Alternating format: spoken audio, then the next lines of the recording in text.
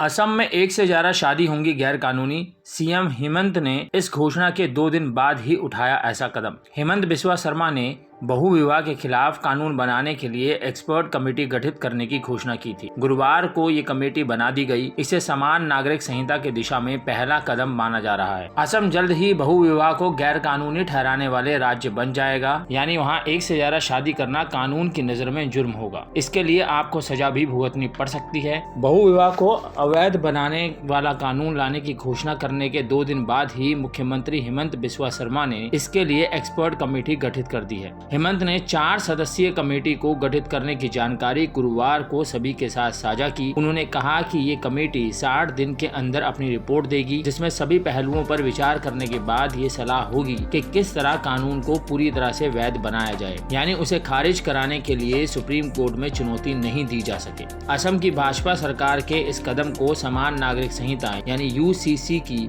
दिशा में पहला कदम माना जा रहा है। इसे लागू करने के लिए असम सरकार ने पहले ही कानूनी कवायद शुरू कर रखी है। एक्सपर्ट कमेटी में शामिल हैं ये 4 मेंबर। हेमंत बिस्वा शर्मा ने एक ट्वीट में एक्सपर्ट कमेटी की गठन की जानकारी दी, जिसमें उन्होंने बताया कि कमेटी के चेयरपर्सन जस्टिस श्रीमती रूमी फुकान को बनाया गया है, जबकि मेंबर्स में असम के advocate general Debajit Saikia, additional advocate general Nalin Kohli और एडवोकेट नेकी बुरजमान शामिल हैं। 2 दिन पहले बताया था सीएम ने क्या काम करेगी कमेटी। हेमंत बिस्वा शर्मा ने 2 दिन पहले यानी 9 मई को ट्वीट के जरिए इस कमेटी को बनाने की घोषणा की थी। उन्होंने ट्वीट में कहा था कि राज्य विधानसभा को बहु विवाह पर रोक लगाने का अधिकार है या नहीं। इस बात की कानूनी जांच के लिए असम सरकार ने एक्सपर्ट कमेटी गठित करने का निर्णय लिया है। कमेटी भारत के संविधान के अनुच्छेद 25 के साथ ही मुस्लिम पर्सनल लॉ यानी शरीयत अधिनियम 1937 के प्रावधान भी जांचेगी। ये प्रावधान राज्य की नीति निर्देशक सिद्धांत हैं। कमेटी सही निर्णय लेने के लिए सभी हितधारकों के साथ व्यापक विचार विमर्श करेगी। इसके बाद अपनी रिपोर्ट सौंपेगी। क्यों उठा रहे हैं हेमंत ऐसा कदम?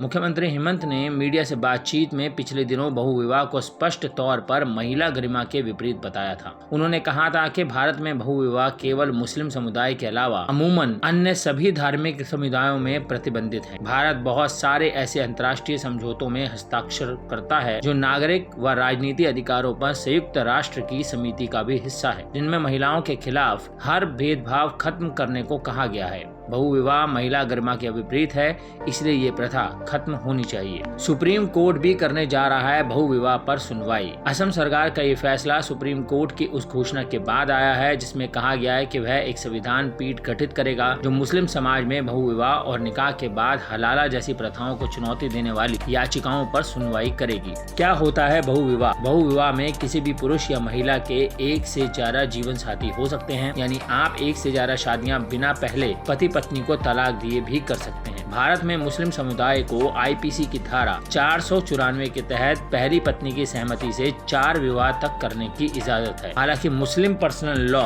शरीयत अधिनियम 1937 यह इजाजत केवल मुस्लिम पुरुषों को ही देता है, यानी मुस्लिम महिला को दूसरी शादी करने के लिए पहले पति से तलाक लेना होगा। इस लिहाज से ये नियम मुस्लिम समुदाय में भी महिला से भेदभाव वाला माना जाता है।